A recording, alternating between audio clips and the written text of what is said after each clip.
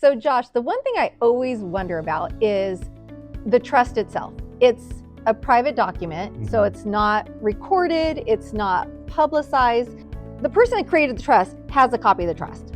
Okay, so that's great, wonderful.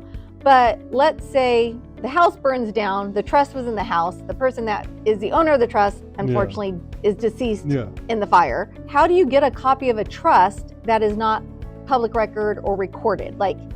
So it kind of comes down to like what you do at when you execute it, right? So what we typically do is we have a mobile notary we work with who notarizes the documents. Once it's all notarized, he'll actually scan it and put it on a little thumb drive and send us the digital copies. And what we've tried to do throughout our whole time putting together trusts is that we want to have digital copies of the executed documents. Okay. So like hopefully the attorney that you work with or whatever has a copy of it. Has a digital copy of it, because only, the original document is going to be the original document. So at least with the digital, if we can share it with the clients, then they can share it with their kids or whoever they're asking to be successor trustee if they want to, right? Or there are websites that you can upload it to, that kind of keep it as like a lockbox until you pass away. That's actually a really good idea, because I honestly do think there's something to be said about having it digitally kept somewhere, and then someone you trust knows where to find it, or even give them a copy of the trust. You can give the people who are in the trust, who are going to be involved in the trust, a copy of the trust, or like a digital copy, or let them know where it is. The problem is if the trust is like gone, then it's really hard to find who did it, right? Because like our information is all over the trust, right?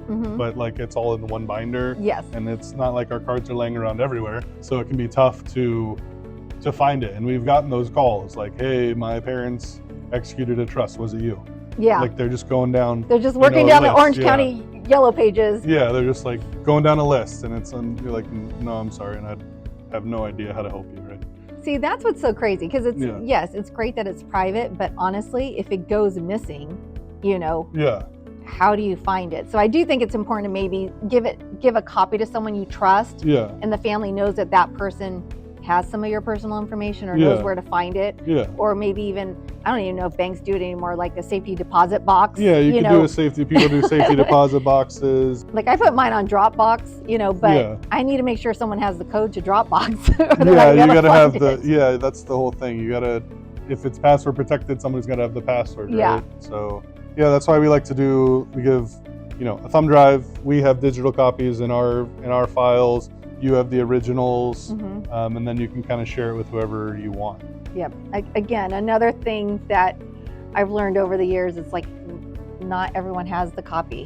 And then we only know it has a trust because the property happened to be in the name of the trust, so we know one exists.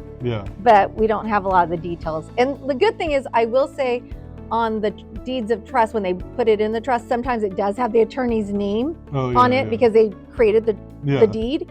So sometimes that's been helpful, but I think you should give a copy to the person you're putting as successor trustee. Or if you're renaming accounts into the name of the trust, like sometimes, like if you're changing your bank account or something, maybe they have a copy of the trust. Things that's like true. that, or your brokerage account or something. But like whether or not they have it is another.